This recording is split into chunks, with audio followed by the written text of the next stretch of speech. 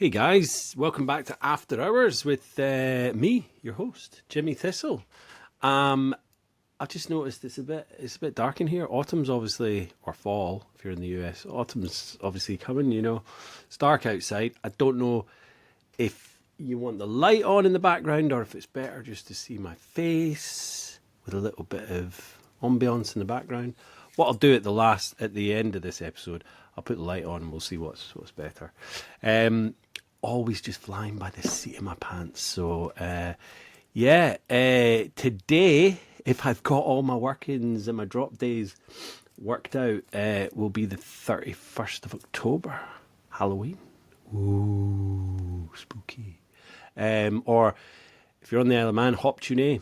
That's what we call it over here. So, yeah, I will be on my way back to the island as this drops. I will have been in Marrakesh in Morocco for this Folklore Days dance music festival. We leave on Monday. I'm recording this on the 16th of October, so we're away for 2 weeks. Hopefully all of my episodes that I've recorded and edited and done the intros for will be dropping while I'm out there, because I probably won't have that much internet. I mean, I say that, I probably will have internet, in the apartment, in the hotel, in the villa that we're staying in. Also getting like one of these eSIMs, I don't know, all the technology, there's everything now. So, although we're going to, a city in the desert at the bottom of the Atlas Mountains, which is going to be absolutely beautiful, I'm pretty sure technology is, there.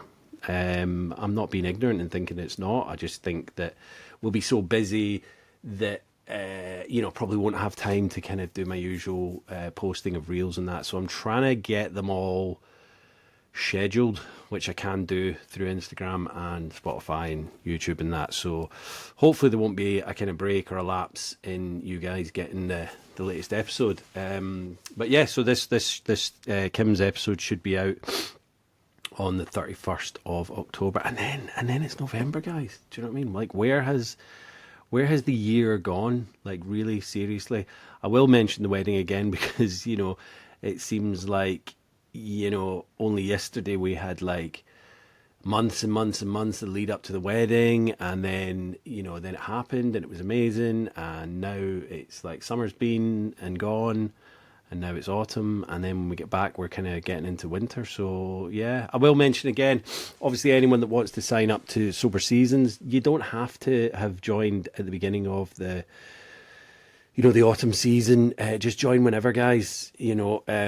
Not everyone is exactly on the start, or through the 90 days that's going on, and as I say, there's a new one starting on the 21st of December. So yeah, by all means join at any time, guys. It's a great little support group. Everyone's there helping each other, and it's a great little group. As I say, it's small, but we want it to grow and get bigger. So yeah, today on After Hours we've got Kim. Kim is on Instagram at Sober Kimbo. She's got an amazing little page. She's from Canada, another Canadian. I think it must be like 6, maybe 7. I don't know. Probably only 5. I don't know. We've had a lot of Canadians on, and we love them. Friends of the podcast, indeed. Kim, Kim is just, I think, 2-3 weeks ago, maybe a month, she got her year. So, she's doing amazing. Kim, first time she got drunk, she got blackout drunk, and, that didn't scare her off, but actually, you'll hear in the episode that, it transpired maybe in her early 20s that she and her sister actually allergic to alcohol, and they don't have to drink a lot before they get into kind of a blackout state. Her sister kind of anticipated that, and maybe I can't remember if she said, I don't know if she said that she's actually sober. I think she's just manages it well. Like she has maybe like one or two drinks, so she knows where her limits are. Kim, unfortunately, didn't ever really learn that and just kind of, went hell for leather. So much so that when she went to college, university at 18, first weekend at college, her mum took her through to kind of move her in, and she went out with some new kind of roommates or whatever, people from her course, and got in such a state, which was normal for her, but her kind of new friends and kind of peers thought that she'd been spiked, and she was just kind of brushed it off and went, "Nah, that's just kind of how it is." Which you'd think all of us, excuse me, would think, yeah, it's time to kind of knock that on the head. But it's almost like she knew this would happen, but would still do it anyway and get herself into some, crazy situations, like when she went to Europe, which sounded just like a bit of a car crash, and really, really put herself in a vulnerable position there, but was still kind of just like, crack on, carry on. So yeah, it's her drinking really got picked up and got really bad after a really bad breakup, where she was living with. They got a condo with her boyfriend, and he just decided one day when she was heading back to her parents for a little vacation, like holiday. Yeah, I don't. There's no point in you coming back. We're breaking up. We're done. Like, fucking brutal, but obviously that sent her off in a spiral. And then she just kind of, from there, started really noticing or started using it as a coping mechanism, and that she kind of knew that, but for someone that's kind of using it as a coping mechanism, but also is allergic to it and gets blackout pretty much every time you drink, is just a recipe for disaster. So great conversation. Thank you so much, Kim, for coming on. But yeah, guys, sit back. I mean, I saw so many similarities. Obviously Kim's quite a bit younger than me. Not that that makes a difference. It doesn't discriminate addiction, and I just think everyone needs to listen to Kim's story, and as I always say, listen for the similarities, because I saw so many in my kind of habits in my life as well. So yeah, listen. Take care when listening. Kim does kind of go through the ringer, but yeah, she comes out the other side, and she's a great lady. So yeah, sit back, and here comes Kim. Thanks, guys.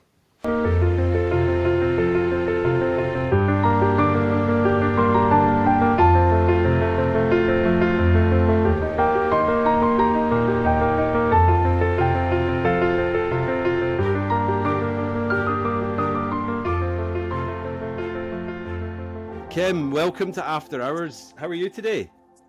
I'm doing great. How are you? Yeah, I'm good, thanks. I'm good. I'm just kind of having a bit of a quiet Sunday. I enjoy doing podcasts on a Sunday because the family are out. They do a kind of Manx dancing thing, so they're all out of the house. So it's nice to just kind of chill and do a podcast in a bit of peace and quiet. There's no one running about and making noises. So whereabouts are you in the world? I live in Nova Scotia, Canada, so the east coast of Canada. Yeah. Nice. Yeah, do you know what? I'm getting a lot of Canadians on the podcast, which is just Okay. amazing. Yeah, Okay.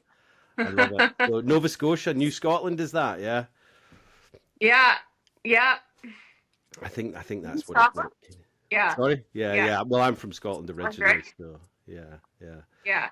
Yeah. So tell us a bit about yourself, about your childhood, and like when you had your first drink, Kim. All right. Yeah, so grew up on the east coast of Canada. I had a pretty normal, decent childhood. Hmm. Um, Nothing, too much to write home about there, but I had my first drink, I think, when I was 14. Hmm. Um, and I still remember, well, I don't really remember, but I do remember getting blackout drunk the first time that I ever tried alcohol. Right. Um, So it was kind of funny. Like, I knew from that moment that, not that I had a drinking problem, that I was like, okay, wow, like I don't react well to alcohol. Right. Um, Okay. it wasn't a good first experience for me for sure, but that did not scare me away from alcohol whatsoever. And do you think, I mean, 14, I was 14, it seems like the kind of pinnacle age that a lot of people do it. And is the drinking age in your area, is that like the legal age, is that 18 or 21 where you are? It's actually 19 here. 19. Oh, interesting. Okay. Yeah. So were you out with friends when you did that at 14, or was it at home or? I was with friends. I remember somebody from school got us two water bottles full of vodka, and we went to like a park down the street, met up with some guys. There was like six of us, and yeah, I'm pretty sure I chugged like half of a bottle. Yeah. Yeah. Like you don't need much. I mean, I think my first Oh, no.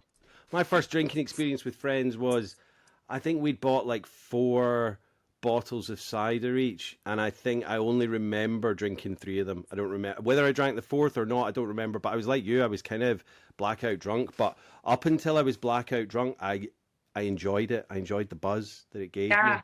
You know. Um, so was that? Did you enjoy it? And you thought, I want to do this again? And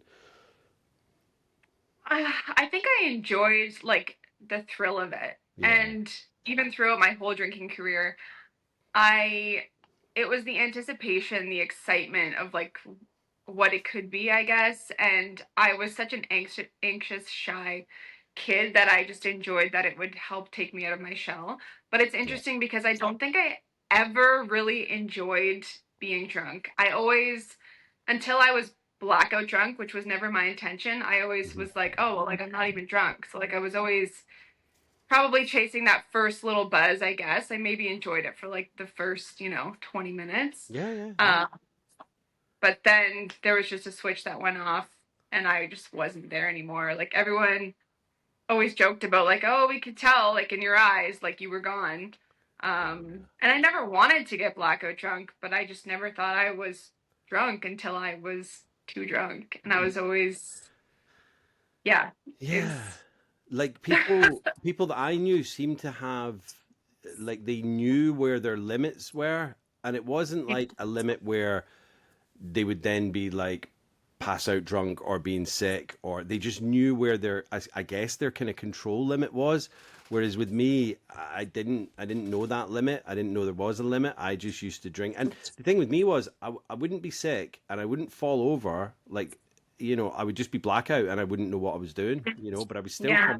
I was still able to kind of function, if that makes sense, and still be part of the party, but just be the drunkest person in the room. Yeah. Yeah. Which is scary. Oh, it's so scary. And Yeah. looking back, it's like, how did I even not get into more scrapes and trouble and things like that? So how did it kind of develop through your kind of teen years? And did you stay on at school and go to college, or how did that work? Yeah, I did. So as a teenager, it almost became like an every weekend type Mm, of thing. Um, and I just remember always being so excited for the weekend to like have some drinks. And nothing, too bad ever happened throughout high school. Um, but I just really leaned on it because I was such a quiet kid, mhm. to help me not feel, I guess, like awkward, have that, that social anxiety. And looking back, it's funny because I don't think it ever actually helped me, make any friends, or like I wasn't even the life of the party. Like I was the girl that would like fall asleep in the corner. Like Mm, it never helped me. It just helped me in those moments not feel anxious, which I guess is what I liked. yeah. But yeah, I went on throughout high school. Like I had a normal, high school experience. I then went off to college. Um, when I was 18, I went to college in Montreal. So the drinking age in Montreal is actually 18 instead of Okay. 19. It's I think the only province in Canada that's the drinking age. So at the time, I was like, this is amazing. Like, I can go out to bars and stuff, and all my friends back home, like, they can't go out yet. Yeah, yeah. Um, So yeah, I went off to college. Funny little story, not really funny. I remember I stayed in a residence there at the school, and the Hmm. first night that I was there, my mom was with me, and I got so drunk. I puked everywhere. My poor mother had to clean it up. I remember these two students who I guess I had met the night before.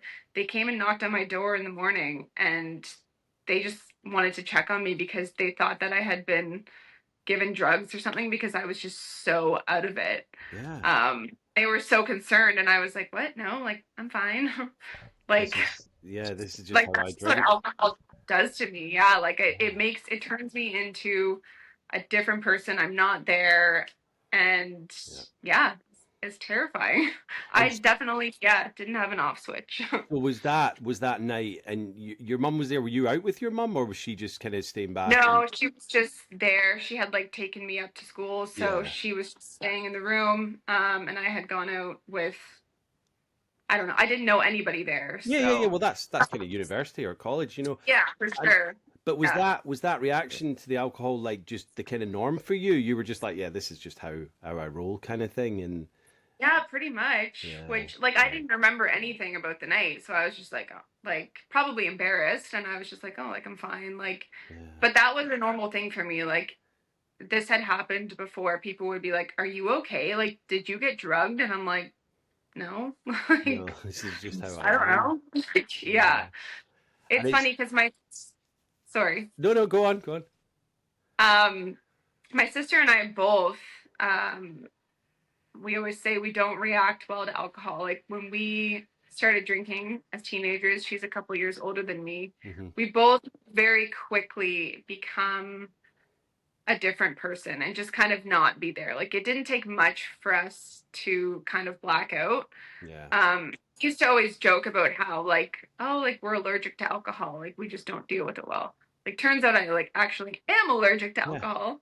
Um but yeah. yeah, she kind of was able to get a handle on it and she learned her limits, whereas I did not. The thing is, with alcohol, it's. I mean, I don't know what. I think Canada's got a few more like kind of warnings and things on bottles, or certain provinces have started doing that. Here, all it says is drink responsibly. Now, the fact Mhm. that you put that on a substance that makes you less responsible is just an oxymoron. It's ridiculous. One's never enough and a thousand too many. Like once I would have one or two, like even if I went out and I said, right, to my maybe ex partner or something, she'd be like, well, I'm just going to go for one pint after work with a mate. That would then turn into like 15. Do you know what I mean? Because I knew, and I genuinely promised in my mind that I would only have one. But once I'd had that one, it was like all bets are off. I couldn't hold it back and go. And loads of people can do that. And whereas you're Yeah. getting you're getting quite blackout drunk, I guess with me, the alcohol just used to press this, excuse my French, but fuck it button, and I just used to like all bets were off. So I didn't Mhm. I didn't know that, oh, I should only stop at 3 or 4 and then come home. I was just like, wherever this night's gonna go, that's where I'm gonna go with it. And it's crazy Yeah. because so many different people are allergic to it in so many different ways. Like, some people I know come out in blotches and things like that. They take Mhm. antihistamines in order to drink, and it's like, just So don't wild. drink. Yeah. Like, Yeah.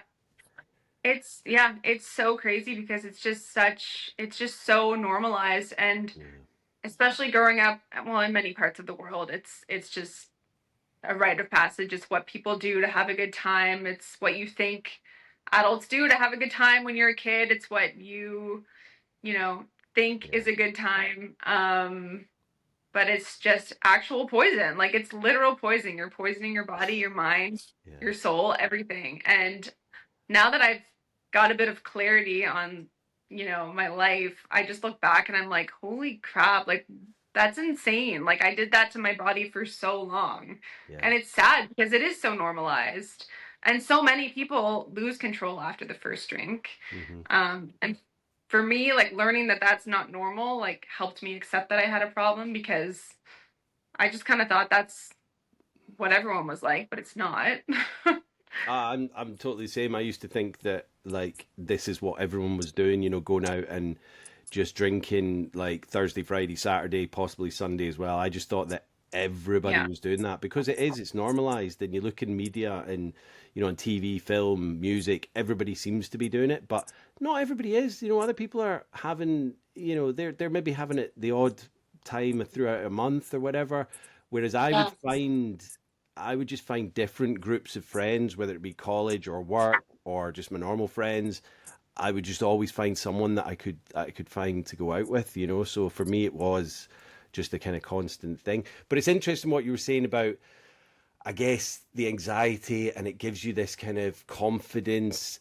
And I think we Mm. all suffer from that when we're younger. There's maybe like one or two people in high school that are like super confident and they don't need alcohol or drugs to, be outgoing and all that. For me, it was like, oh, there'd be so many things that I'd maybe have in my mind that I wanted to have a conversation with people about, but then I'd be like, oh no, that's stupid. I don't want to say that because that's not funny or this. And but then with the alcohol, it would just all come out, and I felt like like a superhero. And it's like Yeah. it's not how to live your life, by just Yeah. being drunk to be confident. And it's Um, funny because in those moments, you don't have that anxiety about what people will think or how they'll react.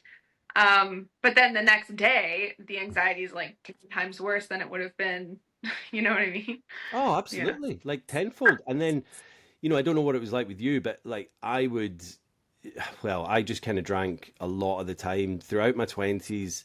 I just kind of used it definitely as a social crutch, but like any free time I had, I wasn't getting blackout drunk, but I was drinking, in my apartment. I'd be watching a film, having a couple of glasses of wine with my housemates, without them. It didn't really matter. So it just became a thing that I did, and I didn't know the dangers of it. So I was like, well, this is just what I do.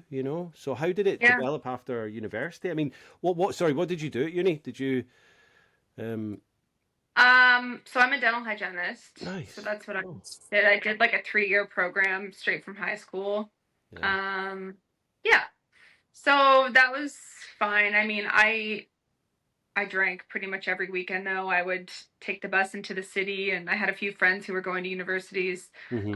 in the city. My school was outside of downtown, which I say that was a good thing, but like I still drank just as much anyways. Yeah. Um so yeah, I mean luckily I got through school fine and everything. Yeah. Because I was young, I was able to, be hungover and get up and go to school and do everything that I normally could do. I mean, yeah, I didn't feel great, but like I You didn't could I didn't handle see it. it as a problem. Yeah, exactly. Yeah. Um And the thing is also like at college, university, like when I was there, when I was in my early 20s, like the majority of people that you'd maybe go in on a Monday or whatever, or even a Wednesday lunchtime or whatever, they were kind of hungover because there was all these different bars that had offers on or nights on. So you were just all in it together, if that makes sense. It's like, oh, I feel like crap, and they're like, yeah, me too. Like we'll finish this up, and then maybe we'll go for a glass of wine after class or yeah. something like that. Yeah. The school that I went to though, um it wasn't like a big party school or anything. So it's kind of funny now looking back. I was pretty much the one who always wanted to drink. Like I was finding people to drink with, Yeah. any random person that would drink with me. Like people who were in my class, a lot of them lived close by and they were still living with their families and stuff like that. And I remember I would come to class or I would come to the clinic and they'd be like, Kim, like you smell like booze. And like they were probably concerned, but I just wanted to live that like university, like party lifestyle. All my friends back home were kind of experiencing more of that. And I don't know, that's what I thought it was like. Yeah. I mean, I wonder if it's because you're in a maybe like, like a medicinal kind of study course. I mean, I don't know because I know a lot of doctors that were doing all sorts and not just alcohol. They were on drugs as well. But like, I Yeah. suppose I suppose when they actually had to start practicing on actual patients, then they would kind of rein it in a little bit. But I don't know. I mean, it's maybe just the course you were on. Maybe people were a bit more responsible, if that makes sense. I don't know. I'm not saying that you weren't responsible, but do you know what I mean? It's like coming in a bit smelling of alcohol. It's like, oh, yeah, Yeah, yeah. But you're at uni, definitely. you're at college. It doesn't really matter then, did it? exactly. I just thought that's what you do, right? Like Yeah. that's yeah. That's what Um, you've well, that's what society has said to you. Listen, this is what you do at college, university. These are your wild years. Go and do them. That's what we're told. Do you know what I mean? And it's like, but not everyone oh, is kind of following those practices. Yeah. Sorry. you froze. I went off a bit there. Yeah. Sorry. I don't know. My connection seems to be a bit crap tonight, so maybe it's the weather. Yeah, I was just saying that, like, maybe um, yeah, I suppose society tells us that, like, this is your wild years at university, so just go with it, and we follow suit. We do that. Yeah. Yeah. Throughout my college experience, like it was fine. I looking back, yes, I definitely had a problem. But I definitely didn't see that. It Hmm. wasn't until a couple years after school, I went through my first like really bad breakup. Right. Um, I was living in a different province and had moved in, with my boyfriend at the time. We had a condo together. And then I came home, flew home for the weekend to visit my family with just a backpack, a few clothes. And he kind of said, like, don't come back here. You're more than welcome to come back, but you can't live here anymore. Like, I'm not in love with you anymore. And I was like 22 at the time, Yeah. um, which completely rocked my whole world, right? Yeah. Because I had a job there, my whole life was there, and I ended up staying at my parents'. They're like, there's no reason for you to go back there, so just don't go back. And I'll never forget when I had that return flight and I didn't go back, and my life was just in shambles. And that's really when I started drinking to cope. Hmm. And that's really Hmm. what became a problem. Um, and at the time, I remember thinking, well, like, I'm going to stay drunk for a week straight. Like, what else is there to do? Like, and I truly thought in my mind that that is how it would help me get through this, which Yeah. obviously made everything 10 times worse. Of course. But that's like really when it kind of became an issue because then I started using alcohol to cope with a lot of things in life. Right. Yeah, it wasn't great. And that breakup, you'd finished university at that point, but you Yeah, were you working in your field, or were you just working kind of like I was working in my field. Yeah, yeah. I had got my job there, and But the breakup wasn't anything to do with your drinking at all. It was just he had kind of. Well, I mean, it well, sounds pretty shitty what he did because obviously you've got a condo together, and he's just said, "Don't come back." Like what the hell? That's like my it home. was. Yeah. But the funny thing is, it definitely did have something to do with my drinking, which at the time I didn't think it did. Hmm. I was so angry, but I do remember when he dropped me off at the airport to go home that weekend to visit my parents. I was like, oh, I'm just gonna have a glass of wine before. And I remember he called me an alcoholic, and Right. I was absolutely like crushed by that. I was like, how dare you call me that? Yeah. Um, because that word, oh my God, I did not want to be that. Of Like, course of not. course, I'm going to have a glass of wine before I go on a flight. Like, that's totally normal. That's what everyone does. Yeah. um, yeah, right? Yeah. Like, how could I not?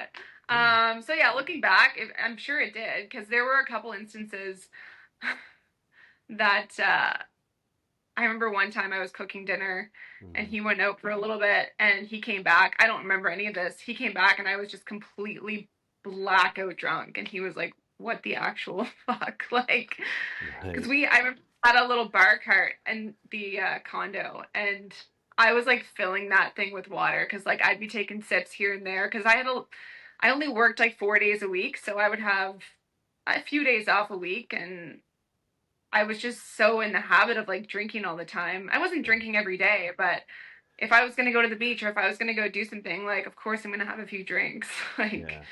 And so I yeah, get I definitely, yeah. Well, I get that because it's like you're in this condo, and I was the same. Like when I had apartments, and I was in my 20s, and you feel like you've made it. You're grown up. This is your life now. You're living in your own apartment, whatever. And it's like, well, I can just have a drink in the house because it's sophisticated. It's fun. Yeah.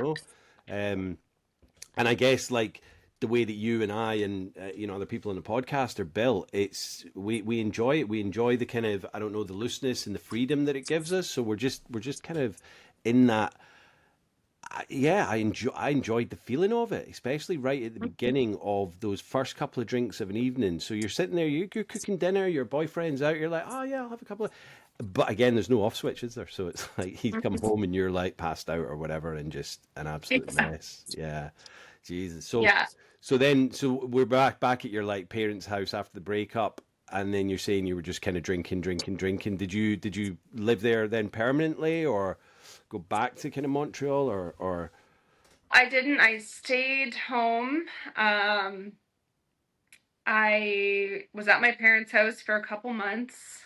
Mm. I was an absolute disaster. And had they noticed your drinking as well at this point, or They did, yeah. I remember I had like a box of wine just like in my closet, and I was just in bed for like a week straight and just like watching like music videos and like crying. And my poor parents, they say like we did not know what to do. Like they were just, yeah, they had no idea what to do, so they just kind of like let me do my thing. yeah, Um yeah, I think they thought like, okay, we'll just let her do this and hopefully it will yeah, just be a she'll phase.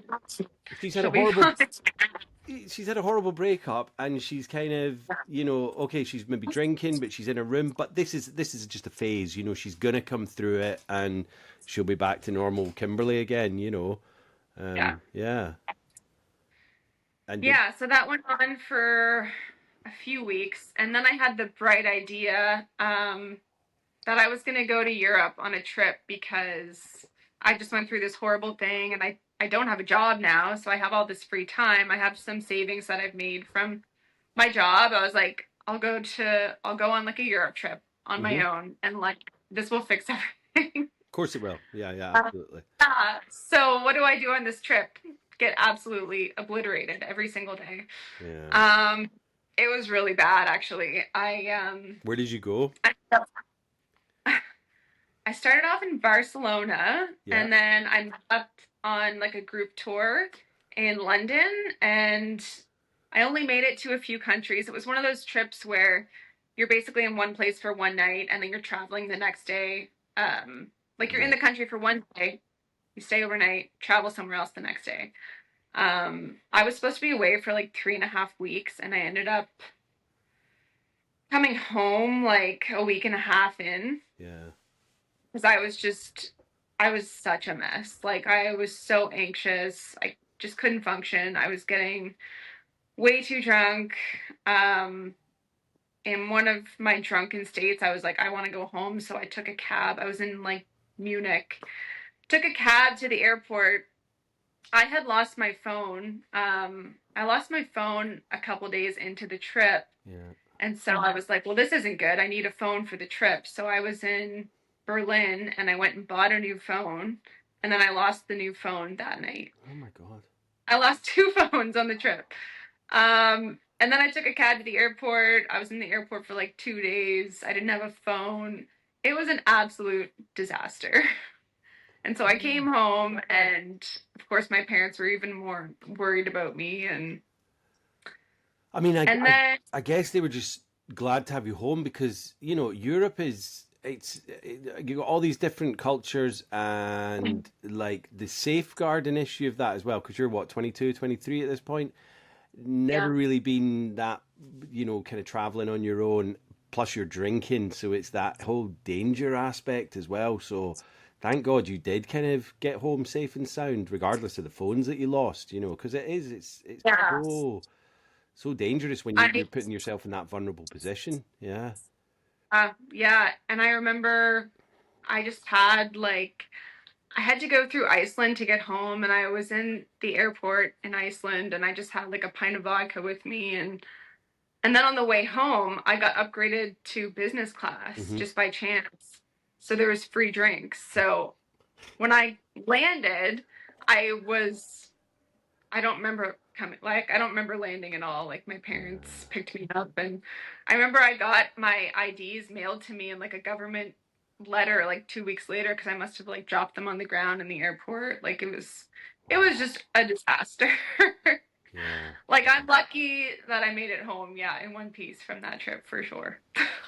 Yeah. And can I ask, did you kind of learn your lesson from drinking on that trip? No, No. absolutely not. It's like so much worse. Yeah. Yeah. I Yeah, it was bad. I still just kind of blamed it all on the situation that I was in. Yeah. Well, if I didn't go through this breakup, I wouldn't be drinking like this Of type of course, thing, right? we never take the kind of ownership of ourselves. We don't blame the alcohol. We blame our situations, which, you know, I'm not saying that the breakup was fully to do with that, but like there's a lot of other things that are kind of stemming. Like you would have probably had an amazing trip had you not been drinking. Let's put that out Mm, there, you know, yeah. and it, but we don't want to blame the alcohol. We just want to go, no, it's everything else. It's everyone else. I'm fine. And so, Yes. so yeah, how did it transpire after that? Um, Like, I did was you start working right near your parents, or did you then? Yeah, so I was living at home still for a little while. I did Okay. end up getting a job in my field like pretty early on in the new year, I think. Mm-hmm. And I moved out. I moved into the city. My parents live like outside of the city. Moved in with a friend. Was trying to get my life back on track. Um, but I was still drinking. I started drinking. Well, I was already drinking alone, but Mm. I was drinking alone on the weekends. Um, I I remember I was supposed to go on a date one night, Mm. and this guy had bailed on me, and I was upset. And my roommate, who was my best friend growing up, um, our relationship kind of fell apart. Probably a lot to do with my drinking, but it was never really talked about. Mm-hmm.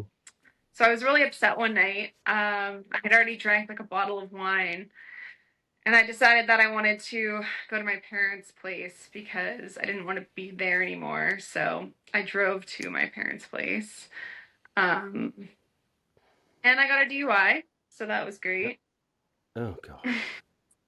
Yeah. So, I mean, I'm very grateful that it wasn't worse than it was. Yeah. Even still, that was not a wake up call for me. Like, I didn't stop drinking. I lost my license for a year, and I remember thinking, okay, well, like tons of people get DUIs, like Yeah. no big deal. No big deal. Uh, Your life hasn't ended. You know, you can move on and get on with it. Yeah. It was a silly thing, but let's move on. Yeah. yeah, like of course I'll never do that again. Like learn my lesson, yeah. Yeah. Um, and I remember going through all of the, assessments and this and that, and just blaming again everything on that breakup. Like obviously I had a problem well before the breakup, but at the time it was all this person's fault, right? Yeah. Um, Anyway, life after that, went on. I ended up moving out of that place. I got my own place, um, which meant that I could drink by myself even more Yeah. and have nobody like, judging me. Um, yeah, it wasn't fantastic. I met my next boyfriend, and he loved to party. So at the time I was like, oh, this is awesome. Mm-hmm. And then that kind of turned into, of course, a bad situation as well. And I was, again, like I was in my 20s, and I just didn't really see anything wrong with this. Like, this is just what people in their 20s do. Like, they party every weekend. I wasn't drinking every day. Mm-hmm. I You was still still got your going to work. job. You still got your job. Yeah. You're holding down that. So it's like, you know, what's the Yeah. problem? Yeah. Yeah. Yeah. Um, And then I got into other substances when I was about 26, Okay. which honestly, thank God I waited until I was 26. Mm. I was always very adamant about not, doing any drugs. I always said I would never do that.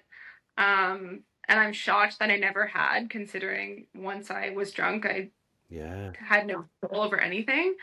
Yeah. Um, but it's funny how we always say we're never going to do something until we do it. Oh, without a doubt. I mean, I smoked weed and I took other bits and bobs, but I always said I would never do coke or ecstasy, heroin, I've never done heroin, but coke and ecstasy, yeah, I did a lot of that. But I'd made these boundaries for myself, and then one night I just crossed them, and then that was it. And I was like, Yeah. oh, what was I even, complaining about, But thankfully, I've never done heroin, so yeah. So what was your kind of substances then that you got into? Yeah. The first drug that I ever tried was ecstasy, MDMA. Hmm. Um, and I loved it, of course. I only did that one a handful of times. Yeah. But yeah, cocaine was a big one. Yeah. Alcohol was definitely like my thing. Hmm. I wasn't doing cocaine every time that I was drinking. But my ex, I mean, he did quite a bit of it, and it was pretty much always around. So I was never gonna say no. We'll just put it that Yeah. way. Yeah. And Yeah, plus, you can drink more when you're on cocaine. Like that's the thing. It kind of yeah, you don't go to blackout. You can put away so much exactly. more, and yeah. And yeah, it almost made me drink a little bit less, Hmm. which I liked. And I remember at the beginning, of course, like anything, at the beginning it's so much fun. And I remember almost feeling less hungover when I did that. And I was like, oh, this is amazing. Yeah. Mind you, I would barely sleep, right? Yeah. Yeah, it was definitely, it was, again, it was fun until it very much wasn't. Hmm. Um, it was a pretty quick, um, like decline. Like it was really fun. And then I would do it and I would get super paranoid. Um, I would go like hide under the blanket. Like I would just act like a complete weirdo. Hmm. But that would stop me from doing it. Like just like the drinking, it turned me into an awful person, but that never stopped me. Yeah. Yeah. You. I always thought like this time's gonna be different, or like this is gonna be fun, or like it's fun for the first little bit, like with most drugs or alcohol, like you're always chasing that first Yeah. high, but you're never gonna get there again. Never gonna get there again. It's never gonna be as good that one time that you had it at that perfect storm time where it was like you didn't maybe have as much alcohol as you normally would or as much cocaine and it was like, oh my God, this is amazing. And then you're always getting the kind of I don't know, the ratio of it mixed up. I'm not saying that there's a perfect ratio, but for me, it was like I would always just take more alcohol and more cocaine, and yeah, you'd never get to that one point where it was like, oh, I remember this being amazing. But I think we always glamorize it and we think there was that perfect time when we took it. And it probably really wasn't. I know. And it's, Yeah, I feel like we don't even. It's all a fantasy. Like yeah, even basing off of memories, it's not even real. Like we're just romanticizing it in our heads, and that idea of what we wanted, it's like it's almost like we think we remember that, but like, was it really that fun? Like, probably not. yeah, yeah. I mean, it's always the nights that I kind of remember, oh, it was a good night. It was probably just one of those run of the mill nights where we did, a few bars in a club and then went back to an after party or whatever. But it was like you kind of you look back and you go, oh, it was this amazing night. When you were in it, it was probably just a kind of run of the mill seedy type dirty night where it was back at some random's flat and just talking absolute shit all night. So yeah, but we do, and I think everyone else that's going out on a Friday Saturday night, I don't mean to speculate on them, but they're probably just having not that great a time. They're chasing Yeah, something that doesn't really exist. Yeah, yeah, exactly. yeah. Well said. Thank you. Yeah. So did you kind of get to a kind of rock bottom, or how did it kind of keep going with that? And was it the cocaine building up, or just the alcohol, really? It was more so the alcohol. So I went through a lot, a lot more than that. No, yeah, yeah, yeah. Um, there was a few more, situations involving the police, which I probably won't go into super detail about. No, that's fair. But yeah, it got really bad, and I kept getting more and more reasons in my mind as to why my drinking was acceptable, or like Hmm. I needed to drink to cope with these things. Um, and now looking back, most of the situations or all of the situations that I was kind of drinking over, all stemmed from alcohol. Like all of those things that happened to me Mm-hmm. were situations I got myself into because of alcohol, because of partying, because of bad decisions that I made. Um, Mm-hmm. which was a crazy realization for me because I went on for so many years, like thinking like, oh my God, like if this happened to you, like you would be drinking too, or like if you had my life, like you would, you'd be doing this as well. But most of it was all avoidable. Um, yeah, so life was okay for a few years. I moved back in with my parents for a few Mm-hmm. years, which was good because, of course, they've always been worried about me. But anytime anyone ever tried to bring up my drinking, I'd be like, no, absolutely not. Do not. Like, I'm fine. Yeah. Like, stop. Yeah. Denial. Like, just don't want to talk about it. So yeah, living with them was good because I couldn't drink that often. Yeah. But every time that I had the chance to, like every time I drank, went balls to the wall. Yeah. Um, yeah, I ended up building a house a couple years ago. Oh wow. Not really sure how I I did that. Um, but once I moved in here, and kind of had my own space, and I was like, oh my God, like I can do whatever I want. Like Mm-hmm. this is amazing. Like I'm not with my parents anymore. Um, and it started with like, oh, like I'll just get some takeout and like get a bottle of wine. Like, it's after work. I worked 12 hours. Like I deserve this. Yeah. Um, And and of you course it was, sorry, you've built your own house, so like you're successful. That's great to be able to do that something. And it's like yeah, so it you was deserve a bottle of wine with the takeout. Yeah. exactly. Yeah. But this was hard work. Yeah. Um, yeah, so I had a few bad nights for sure. Last summer was really when it all kind of dwindled. I actually quit drinking on my own 2 winters ago. I was like, okay, like I'm done. Hmm. I told my parents, I told a couple people, but I kind of knew in my heart, like I was like, I'll probably drink again, but like I'm just stopping for now. Um, so I quit for like 3 months. And it was easy. Like I didn't have a really hard time with it. But I didn't do AA or anything. I listened to a few podcasts. Hmm. And then summer rolled around and I decided that I was going to start dating. So of course you can't date without drinking. No, you don't Are you go for crazy? coffee, do you? You have to go for a wine. Yeah. Uh, you go for Yeah, go drinks. for drinks. And you have to have drinks before you go on the date. Yeah. Yeah, so I had a fun summer. It was fun at first. But my rock bottom, I actually didn't show up for work once. Um, and then kind of swept that under the rug, like got away with it, and everything was fine. And then a couple weeks later, it was a work night.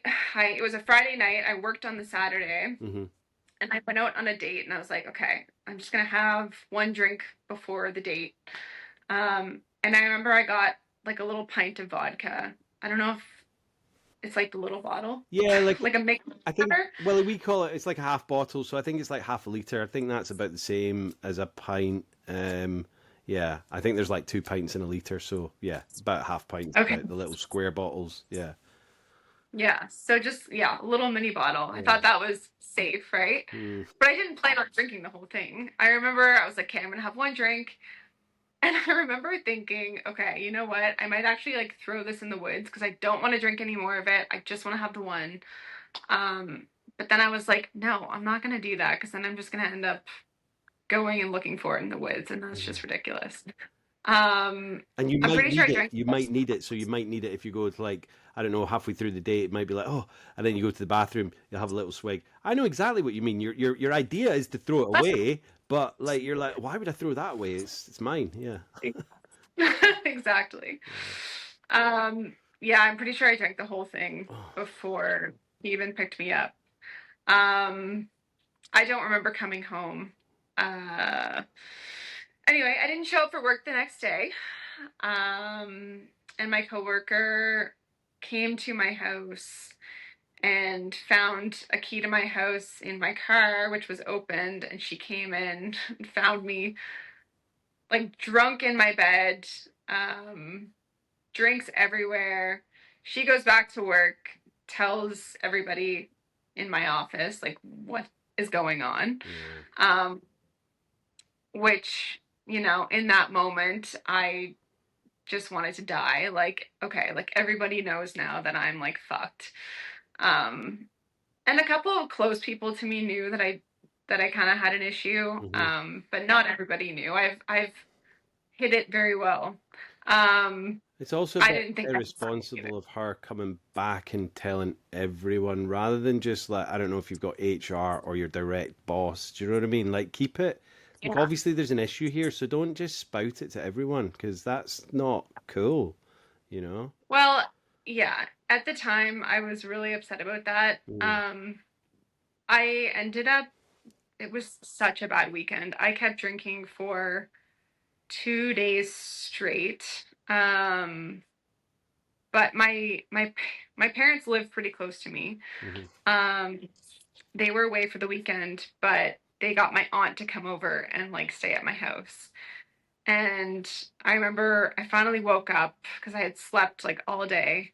Um, and I came downstairs and I told her like, "Oh, like I have this like birthday dinner to go to. Like, oh yeah, like I'm fine, everything's good." Like, Hmm. and she was kind of like okay.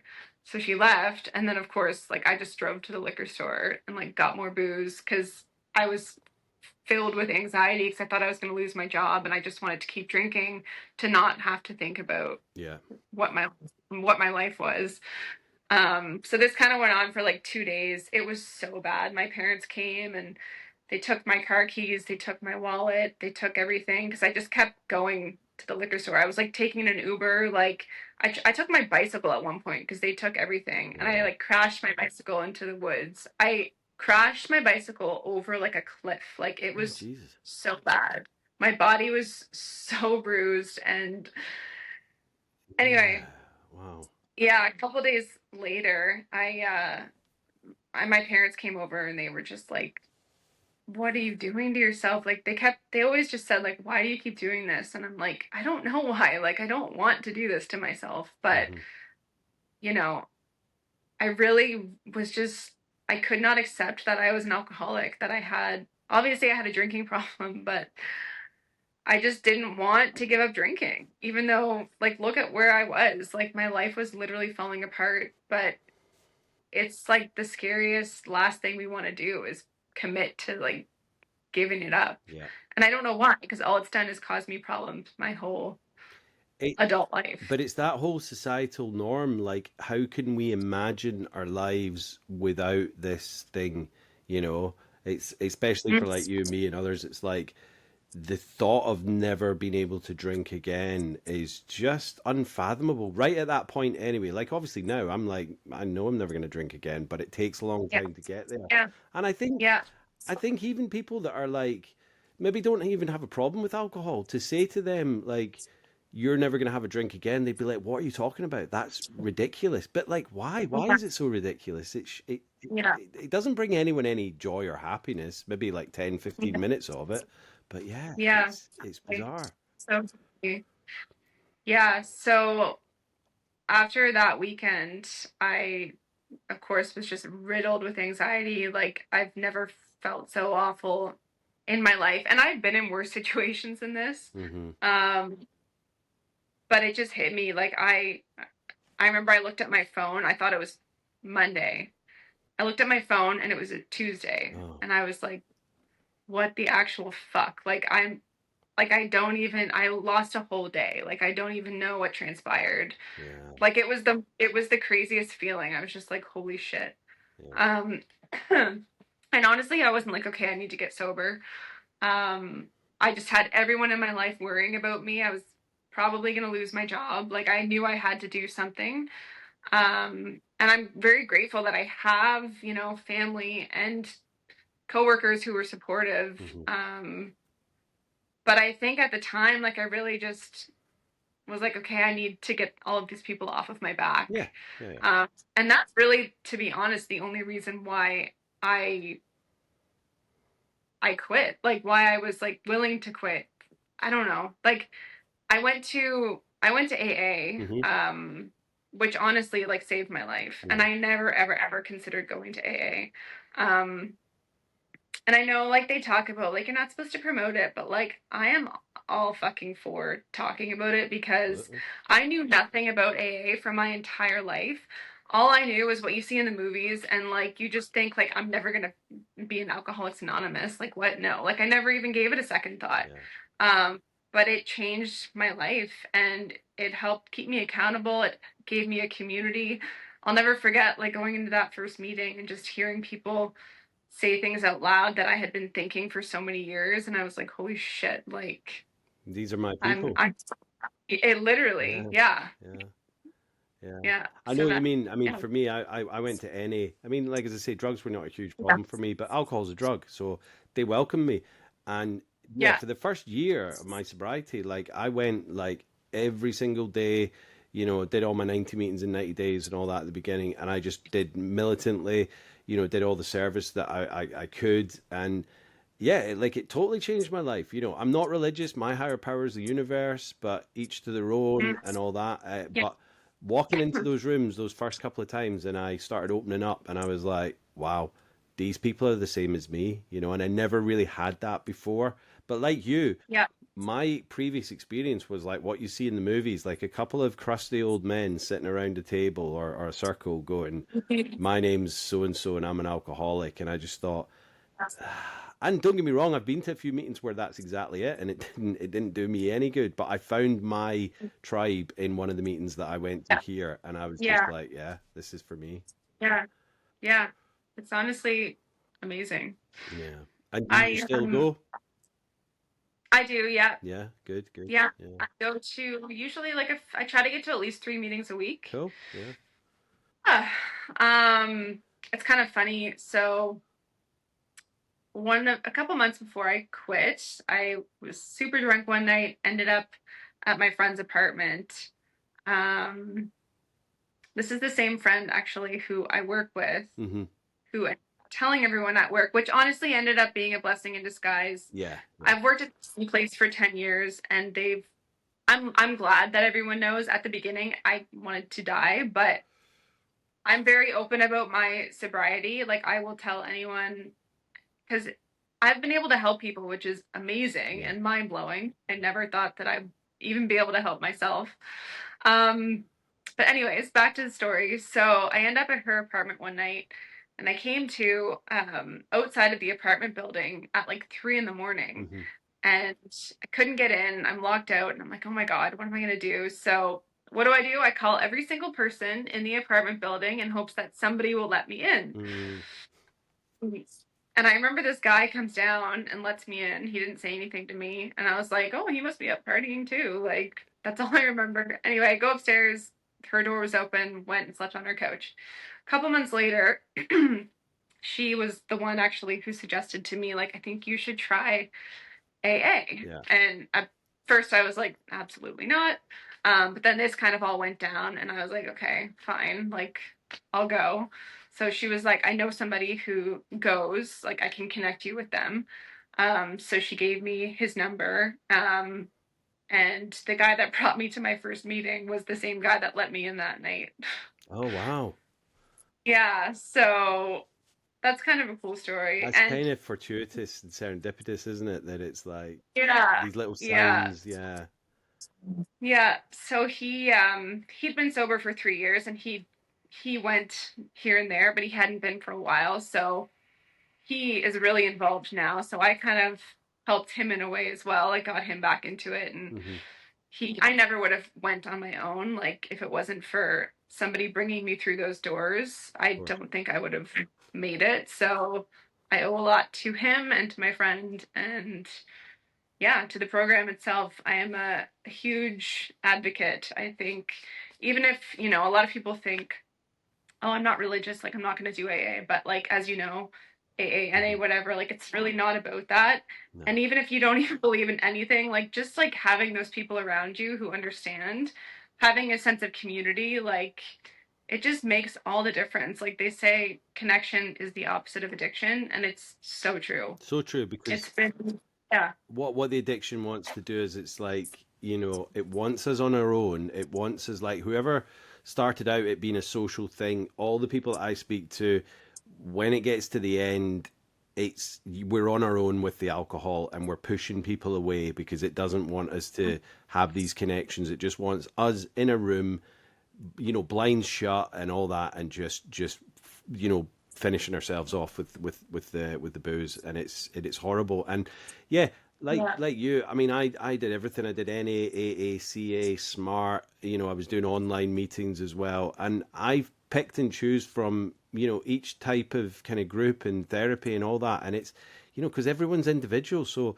yeah, AA might work for one, like there might be twins that are going through alcoholism or drug addiction, and one might go to AA and one might not do any meetings at all, but they both get sober. So it's not about exactly. one size fits all. So Yeah, and I think I know some people that are like, oh yeah, and they're dead against it, and I'm like, no, what? You know what? It gets millions of people sober every year. So like, how could you be against that?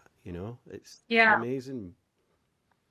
yeah. And there's, like you've mentioned, there's so many different like avenues that you can take. There's so much more than just AA. Exactly. And yeah, I don't think you have to do AA to get sober or to maintain sobriety or to live a great life. I'm not like you have to go to AA, but I know it helped me and Yeah. just like just helped keep me accountable. Like just having something other than just myself or like the few people in, my life who know or whatever. Hmm. Um yeah, that was a huge thing for me, just holding me accountable for Yeah. sure. And then yeah, yeah, it Yeah, was and if it great. works, it works, and like, so what advice would you give to someone that was maybe kind of like sober curious, or just, struggling in the first couple of days, or wanting to get sober? What advice would you give them? I think again, just the most beneficial thing is finding other people who are on a similar journey or who have gone through a similar thing because you Yeah. have to have connection. You have to have people you can reach out to um because again, like addiction wants you alone and if you just try to do it on your own, I think that's the biggest mistake that you can make. Hmm. Um because and a lot of people think I can do it on my own and a lot of people don't want to tell anyone. I know it's really scary to tell people because saying it out loud makes it real, but it was the best thing I've ever done. And the first time trying to get sober, just kind of doing it on my own, like I didn't have that like accountability, and I think that's Oh, so it's crucial. And it's not to say that you're going to be perfect and you're going to like not mess up, like, but having those people to reach out to if and when you do is so important as well. without a doubt, and Yeah. just knowing that you're not alone. That's it. It's like these people have gone Yes, through the same absolutely. thing, and It helps so much. If there's something about it's so wild, like being in a room full of people who have, you're talking about some of the worst things that you've yeah, ever experienced or ever done. And I've, talked about things that I never thought I would tell anybody. And then they're like, oh yeah, like I did that too. And it's like, it just takes away the power, right? Like, you're yeah. like, holy shit, like You, I'm not the worst person in the world. Like, Yeah, yeah, yeah. You think you're like yeah, the lowest of the low, and then they're like, "Oh yeah, yeah, I did that years ago, or whatever."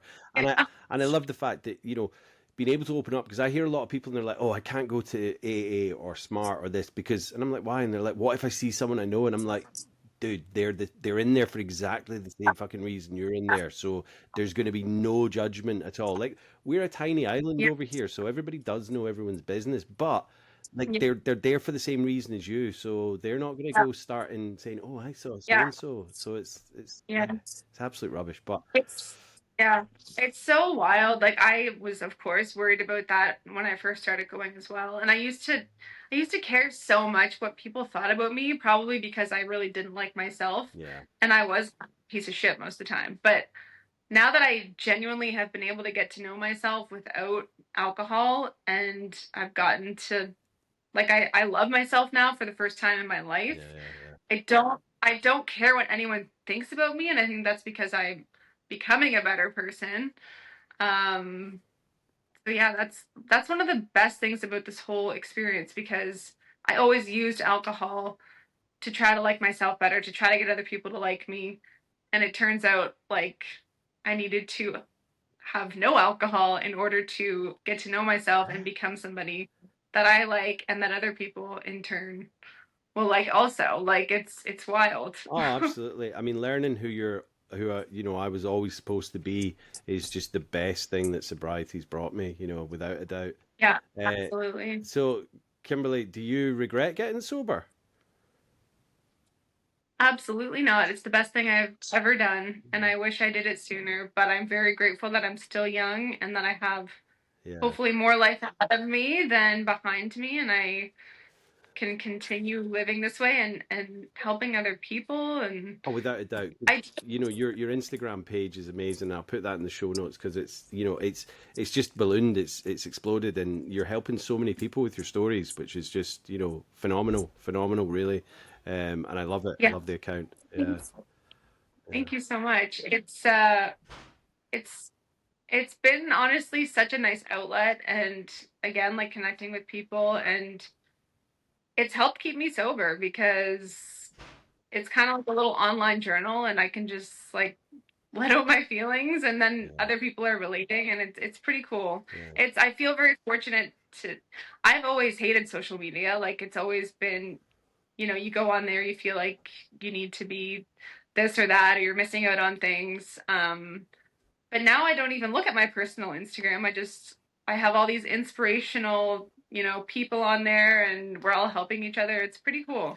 It's crazy because I think, I hear about other kind of communities as such on Instagram, and they can be very toxic, and people get, like Mm. hate messages and all that. To be honest, I don't see any of it. I know there is bad blood out there with even within the sober community. I've not come across it, and I'm sure you haven't Yeah. because it's all just love and people trying to support each other. Yes. And yeah, absolutely love it. Exactly. And like it's mostly all people who are in the same boat, and you're not following. I mean, I went through phases where I'd like follow sober accounts, and then I'd unfollow them because I'm like, I don't want to see that. Yeah, yeah, But most people who are looking at that stuff are, in the same kind of mindset. exactly. Um, and of course, like I don't ever want to seem like I'm like pushing sobriety on anybody, or like looking down on people who drink and party and whatever. Like, to each their own. Like, this is what works for me. Hmm. Um, but yeah, to each their own. Oh no, without a doubt, without a doubt. And um, lastly, do you have like a kind of recommendation for like either a podcast, a book, or a film about recovery? Hmm. One of the first books that I read when I was still Hmm. drinking, which really stuck with me, was Love Warrior by Glennon Doyle. Oh right, Love her. Awesome. Yeah. I've not heard of that one. I'll look Um, that up. Yeah, it's not like a self-help book or anything. It's kind of just the story of her life. yeah, yeah. She's struggled with um, addiction and has been sober, I think, for quite a few years now. Hmm. And then my other favorite is The Unexpected Joys of Being Sober by Catherine Gray. Nice. Love that That's a one. great one. Yeah, yeah, I love Yeah. it. And it's funny, I watched Beautiful Boy not too long Oh, ago. Have you watched that? yeah, I read the Yeah. book. So that's the one with Steve Carell and Yeah. Timothy Chalamet. Um, Yeah. so I read the father's account of it. I haven't read the son's account, but the film is Oh, just amazing. So they're both based on the real stories. I yeah. think the film's more Yeah. based on the father's story because it is A Beautiful Boy, that one's called as well. But I think the son did a story as well. Ah, such a good film, such a good film. And they're both amazing actors in it as well. I think he was Yeah. one of Timothy Chalamet's first films, I think, but he was just brilliant in it. Yeah. Yeah, he did so good. I remember watching that, like, I think it came out in 2018, Hmm. and I watched it, and I'm thinking, like, okay, my life, like, that's, like, my life's not that fucked up, like, I'm fine. Like, I really didn't think that I was like him at all, and then I watched it again recently, and I was like, holy shit, like, Yeah. we are not that different at all. Yeah, it's so funny, like, watching it through, now that I've accepted it, and then before I was in such denial. Yeah. Um, Well, it's like what yeah. we say, like look for the similarities and not the differences. And I've rewatched a lot of films about recovery since getting sober, and I'm like, wow, these are just like they're all kind of made for us, and it's amazing. That's why I like to get someone else's kind of recommendation, because I hear stuff that I've never even seen myself or read myself, like that book. I'll definitely be checking that out Yes. because there's just so much out there, and it's all great kind of fodder for helping us, and kind of continuing our path on the journey. Yeah, yeah. Yeah, definitely. Cool. Well, is there anything else you want to kind of add to the listeners, Kim? Um, I think that's all I got for today. Yeah, no, cool. It's been an absolute pleasure kind of getting to know you, listening to your story, and well done on, yeah, what was it, a year on the 23rd of September? So well done on that. Yeah. 377 days, but who's counting? Wow, I love it. I love it. You know what? And it just, honestly, Kim, it just keeps getting better and better because I got 5 years in August. So, yeah, onwards and upwards, and yeah, there's so many more That's different amazing. things that are going to kind of unfold in the next couple of years. Yeah. Because I think when I got a year, I was like, right, now what? But yeah, Yeah. but then, honestly, Yeah. it keeps going and it keeps building and it keeps getting better. So yeah, yeah, I love to hear that because I feel like I am in kind of a weird headspace right now. I'm like, okay, like, because when I first got sober, I was like, I just want to get to a year. Everybody will fuck off and get off my back, and then I can just like go on and live my normal life. yeah, I mean, it very quickly became so much more than that. But now I'm kind of like, okay, like I did it. yeah. But now I'm like, now everyone says, okay, now the work begins. Like, year two is gonna suck, da da da da, which I don't agree with, and I'm glad to hear you say that because I need to hear that it gets Oh, better. it definitely does. I mean, I think sometimes with AA it can be a bit pessimistic, and I'm not saying, your group or whatever, but sometimes it's a bit like, oh, if you don't go to a meeting, you're going to relapse. And that's kind of the reason why I kind of distanced myself from it after a year, because I was like, Yes. I want to then move on to not having to rely on that. And I'm not trying to put, thoughts in your head, but it can Yeah. be a little bit like, oh, this is your life now. Whereas, no, there's a whole different life out there. And once you've got that year, it's like, now I'm going to move on to phase two or three or whatever. And it does, honestly. The pink cloud for me is still happening. I love it. Yeah. Um, What did you call it? the, Big the hug? pink cloud, the pink cloud. Oh, wow. Yes. Yes. Yeah. So the pink cloud's still going for me, and people are going, "Oh yeah, that lasts for like 3 months, 6 months, and then you got to get into the darkness." And I'm like, "No, do you know what? Life is good." And I know that I was always one day at a time, but I'm like, yeah, I'm never gonna drink again, and I know that. But yeah, it takes time, but Yeah. honestly, it just keeps getting better. So just go with it, and then your next huge big milestone will be, I know it's a while away, but you've got 1,000 days looking forward to, and that's another amazing one. Once you get 1,000, it's like, Yeah, that's huge. yeah, yeah, That is. yeah. Well, Yeah, I will say, to anyone who is struggling and like is scared to get through those the first few weeks do suck. yeah, But if you get through that, then it gets so much fucking better. Like everything in life just becomes more clear and you appreciate the little things. You sleep better.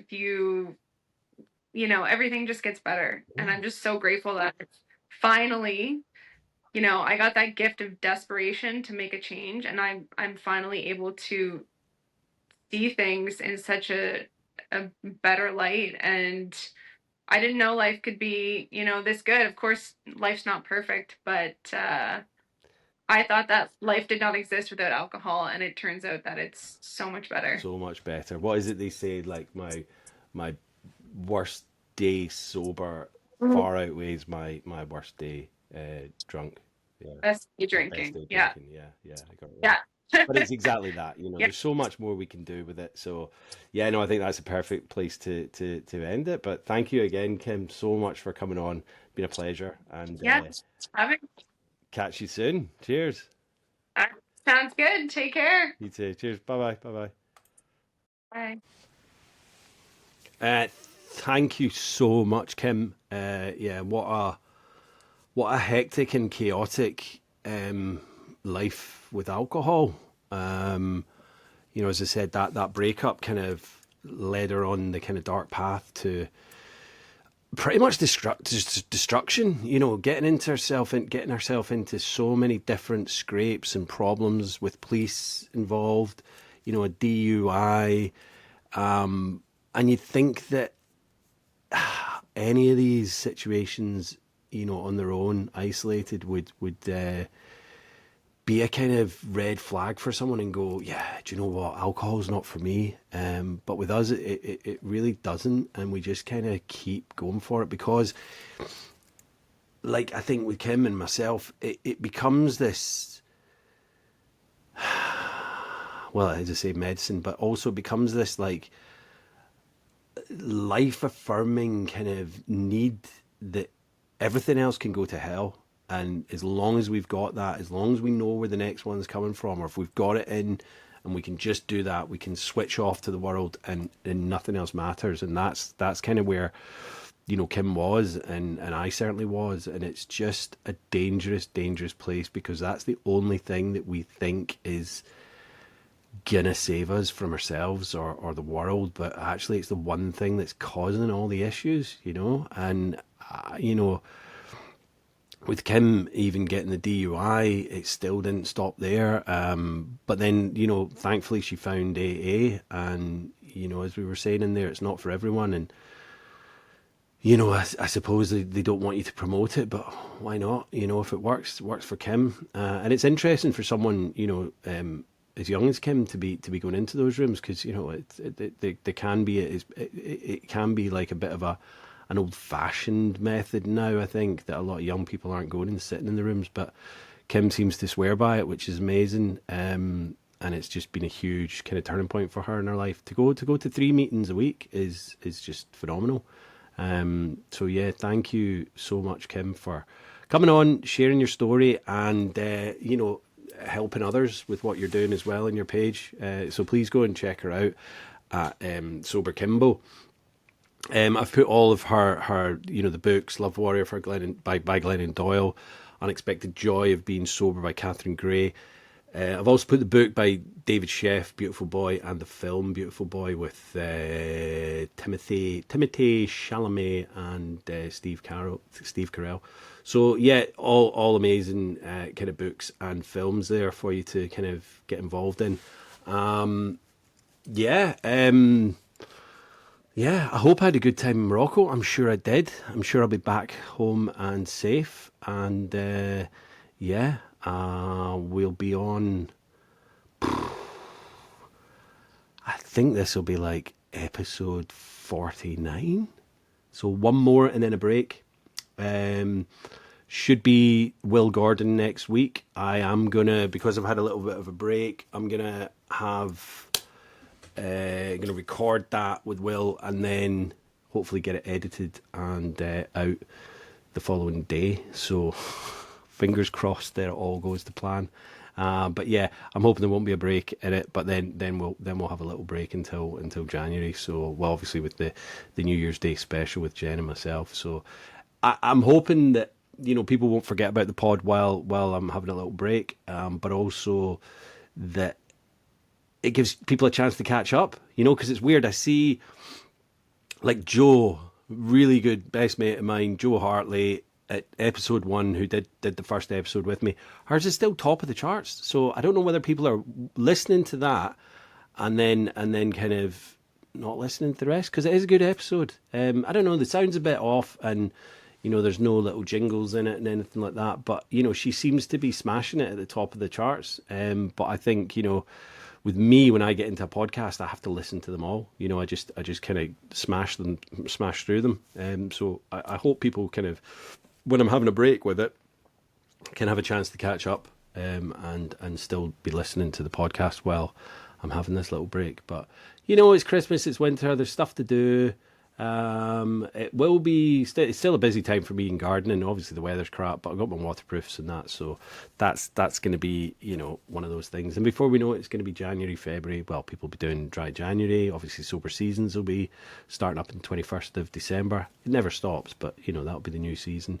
So yeah, hit the share, hit the subscribe, hit the share button, hit the 5-star review, put comments on, guys. I got a message from Spotify the other day that said, with the amount of episodes and the airplay that you're getting, you should have 700 subscribers now. I've only got 177 on Spotify. So guys, let's get that number up. If you are listening and not subscribed, just hit the subscribe button. It's free. It's not going to cause you any grief, other than the fact that you will get an email or a message or a pop-up on your phone whenever there's a new episode.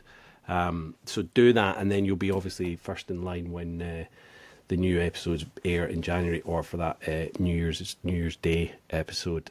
So yeah, thank you so much to everyone that has subscribed so far, and people that put comments on. We go through little phases of like loads of comments and then none at all. So yeah, just keep commenting, guys. It's great. It lets people know what kind of podcast they're getting into, and let's just keep it growing, guys, because I'm enjoying doing it, and I love speaking to people about their recovery and their hope and their past kind of traumas and stuff. So obviously I don't love hearing that, but I love when people can get their stories out and it's going to help people. So that's what it's all about. So until next week, guys, stay safe, stay sober, and stay supportive.